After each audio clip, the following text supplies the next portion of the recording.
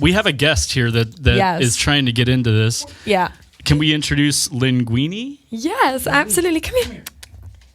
Now, when you call her, she's not going to come, but when you don't call her... This is Linguini. Yeah. And can you tell us about Linguini? So, Linguini is actually my foster pup. All right, today we have Caitlin May in studio. Caitlin May is originally from the UK. She moved to Nashville not long ago. She has opened for Carrie Underwood. She has a ton of music out. She's releasing music all the time, and she is going to perform Flipside for us today. Check her out, follow her, do all that stuff, and stay tuned, don't leave, and... Didn't know what I had when I had it. Didn't know I would search for what I lost in the deep dark. Caitlin May, thank you for coming. Thank you so much for having me. You came a long way from Nashville for other reasons, but you're here, so worth it. I love getting to travel, and I love music being the reason I get to travel, so this truly is a dream. Yes. Well, thank you very much for coming. You are very busy. You've done quite a bit at a young age, and let's share that stuff. First of all, can you just introduce yourself, name, where you're from? You could even mention the UK thing. Yes. So my name's Caitlin May. I'm originally from Wales in the UK, but I now live in Nashville, Tennessee, and I can truly say I have never felt more at home than I do in Nashville. It's such an accepting space, obviously a very musical community, yes. And getting to be a part of that family and getting to contribute in a way just means the world to me. Mm-hmm. Well, and you had some interesting opportunities at a young age. How long have you lived in Nashville? So I officially moved in January of 2024. And before that, I would travel back and forth between the UK and Nashville a lot, but I was always just a tourist. I would play some shows acoustically in Nashville, play writers' rounds and things like that. But it was really just playing friends' rounds and joining them on the stage. And it just gave me a taste of what Nashville was going to be for me in the future. And it's been everything and more. Yeah. Well, the one thing that I did want to chat about, and I'm sure you get asked about all the time, is the Carrie Underwood opening, I guess, or you played with her? Yes, I got to duet with her, and it was a dream come true. It really was a dream come true. I actually auditioned to perform with her. So a lot of people, if they're just meeting me, don't know the backstory. But I had never been to a concert before.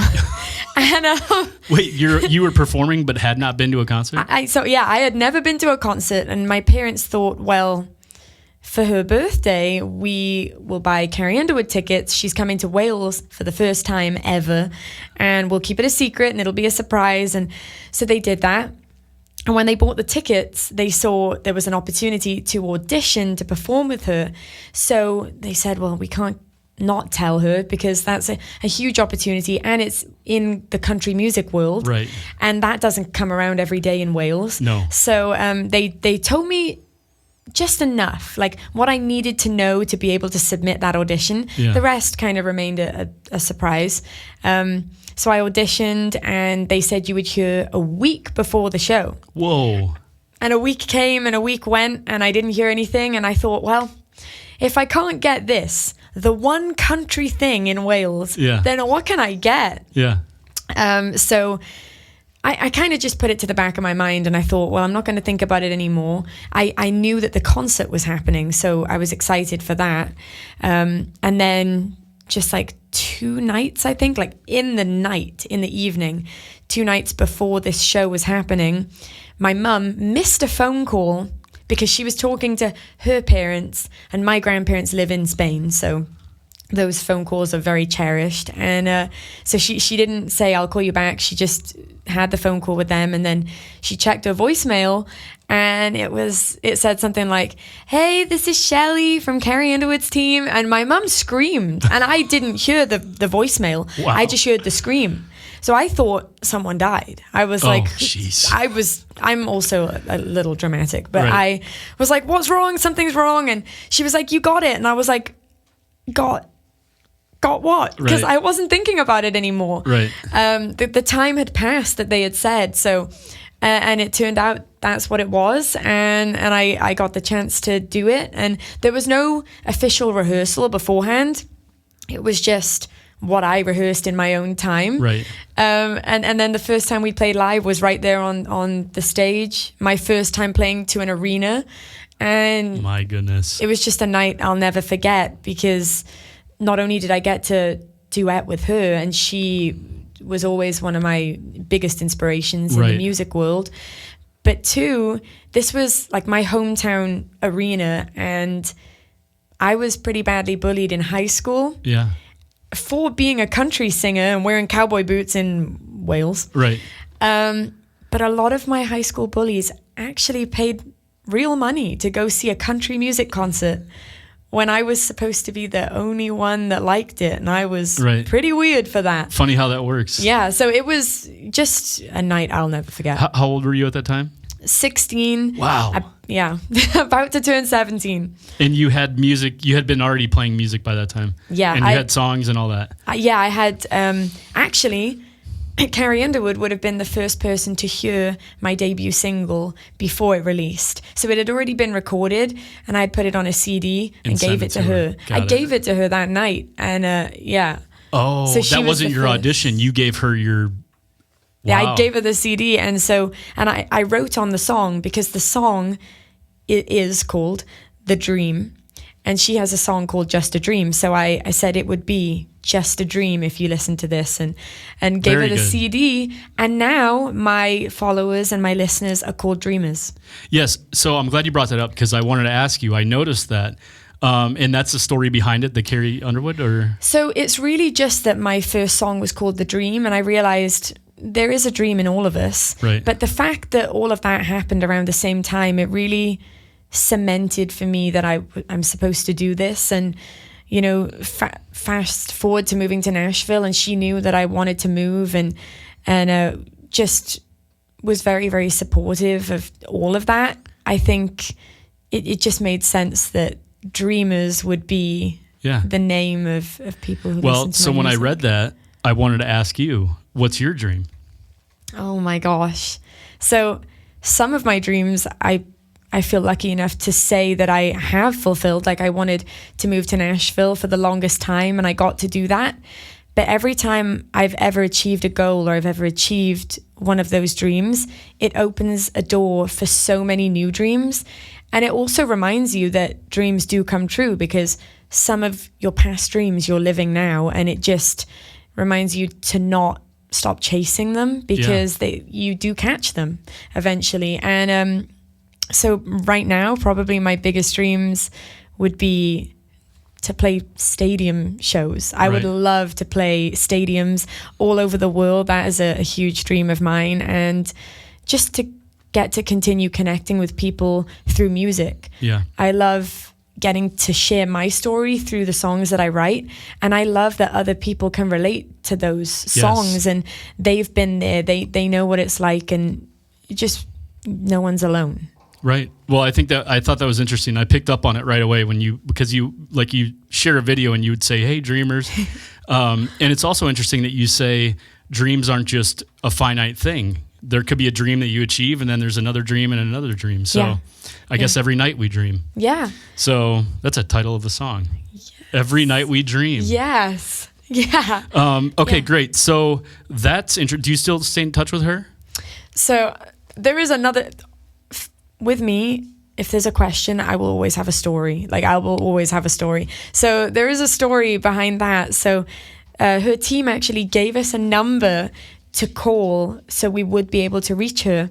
And the number was saved to my mum's phone, but it was saved like directly to the phone. So if something happens to the phone, it's gone. Yeah. None of us had ever damaged, destroyed a phone before, like nothing like that. Days after that show, and we're still riding on the high of the show, days after that show, my mum's phone fell into the dog's water bowl.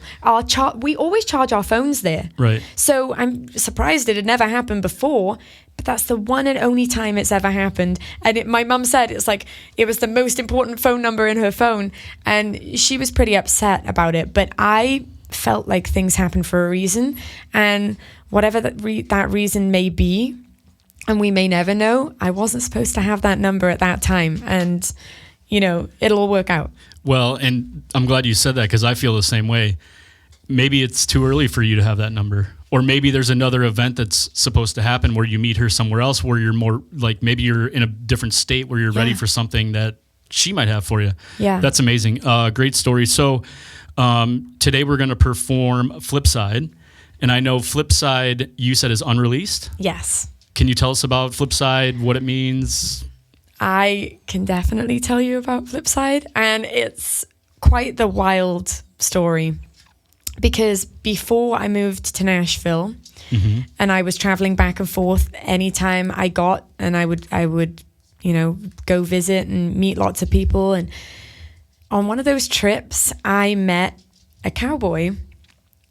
You don't meet cowboys in Wales, so this was all very fresh, and he was also a singer-songwriter. And people often say, oh, he was, like a fake cowboy. But no, he actually did work on a ranch, so he could call himself a cowboy. Yeah, for sure. But he also was a singer-songwriter, and he asked me to go for coffee. And I thought it was such a space to network. Nashville is it's like that. Right. I just thought, it was more in the singer-songwriter world, musician world, music world, that we were going to meet for coffee, and we would either be friends or work together. No, that's not what coffee means to cowboys. What does coffee mean? So I showed up, and I guess I was pretty naive, because I went downtown, and Broadway is downtown. Right. He didn't take me to a coffee shop. He took me to a bar on Broadway. I wasn't even 21. But I guess before a certain time, you're allowed to go in if you're just going in for food.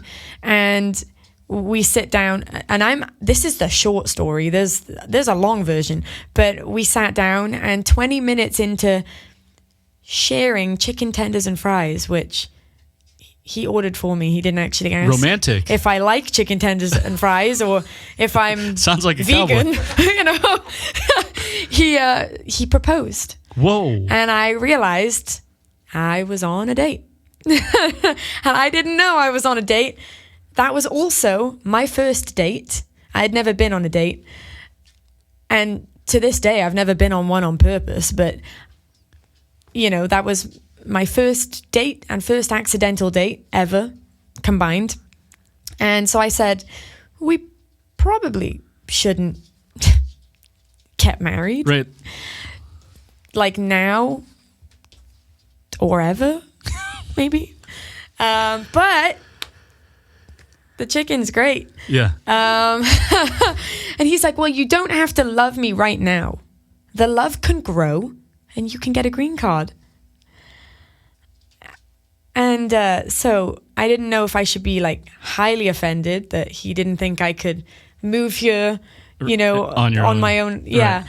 Or if I should be like flattered, like you're putting in so much effort, but you don't even know who I could be a crazy person. Right. He didn't know. So it's safe to say we didn't get married. Yeah. He thought we would be husband and wife. I thought we would be friends, and we weren't destined to be either, because I couldn't help but write songs about it, and that's not okay with some cowboys. Yeah. And but we actually then Ubered. So he was supposed to drive me back to my hotel. I'm already thinking this is a terrible idea, because now he knows where I'm staying, and I'm like every Crime Watch episode ever. But instead of just driving me back to my hotel, he's like, we should leave, which I agree, because obviously things are pretty awkward now. And and he's like, well, I parked really far away, so we have to Uber to where I parked. Oh. So I'm like, oh, okay. well, okay. So we did that, but the Uber driver was like his wingman. So it was, I think they knew each other. So we get in the car, and this Uber driver, first and last time this has ever happened, says, "You guys are such a beautiful couple. Oh you should gosh. honeymoon in my place in Dubai." No, we just met, but I like Dubai, but just... Does Dubai have chicken fingers? That's the question. Yeah, exactly, because I can't go otherwise. So after that, there's an awkward silence, and then the cowboy says, "Well, will you?" And I said, "Will I?" He said, "Be my girlfriend." I was like, what is happening? Right. Wife first, girlfriend second. And I'm thinking, I'm in a car trapped with the cowboy and this guy that they obviously know each other. I don't actually know where we're going. Right. This feels increasingly dangerous. Right. So I should just say yes, because if I say no, I might die. Right. If I say yes, I flee the country in a week. Right. I'll break up with him at the airport. So he was my first accidental date. Yep. First date and first boyfriend. He didn't know he was my fake boyfriend, but he still. And so then all on the same day. And then I did what I said. I fled the country like a week later, went back to the UK, messaged him at the airport and said, "You're a great cowboy. You're just not the cowboy for me." And then I put my phone on airplane mode, and I was off the grid for like hours and hours and hours, so he couldn't even get back to me. But yeah, that was awkward. So that's how Flipside came about. That's how Flipside was born, and it's totally true. Everything. Oh, hey, everything he said is in the verses, and everything he meant on the flip side is in the choruses. Oh, nice. Okay, well, I love a real story, so that's always cool. We have a guest here that Yes. is trying to get into this. Yeah. Can we introduce Linguini? Yes, absolutely. Come here. Now, when you call her, she's not going to come, but when you don't call her, This is Linguini. Yeah. And can you tell us about Linguini? So Linguini is actually my foster pup, and she's only 11 weeks old. So this is her very first trip anywhere, but definitely out of state. And usually they go and stay with a temporary foster. Like if you have to go, if you have to go somewhere, then the puppy that you're fostering will go stay with a temporary foster, because they need to be in the area Right. for if they get adopted or if there's like a medical emergency or anything like that. But I was lucky enough to get to take her with me on this leg of the tour. And so she gets to experience Illinois and being also in the car for a long time. Right. Well, it's the first puppy we've ever had here, so Well, I am Linguini, you're famous. She definitely is a fan of this, of being the center of attention. So she would be very happy to know that, right? Well, I know Right? I know you have a gig tonight, so I want to shoot a couple things. You were, what was it, considered for a Grammy? Yeah, that was surreal. I just became a member of the Recording Academy, and then that year, same year, my song was on the ballot for consideration, the first ballot, and that's just anyone's dream who does music and wants to share it with the world. And it was a really exciting time, and I actually got to attend my first Grammys. Wow. So yeah, I was in LA when that like crazy ice storm hit Nashville. I was in LA, so I missed that, and I got to attend the Grammys and really see what it's all about and get to be around so many creative people. Well, you've done so much at a young age. I'm really excited to see where you go from here. And I know tonight you're in the area because you have an event at Music Box, which is a really great venue. So that'll be fun. Unfortunately, this won't come out before that, so we can't promote it. But next time you're back, swing through here. We'll do more songs. We're doing Flipside after this. And that's it. Thank you very much for coming in. Thank you so much for having me. This has been so fun. I've loved it. So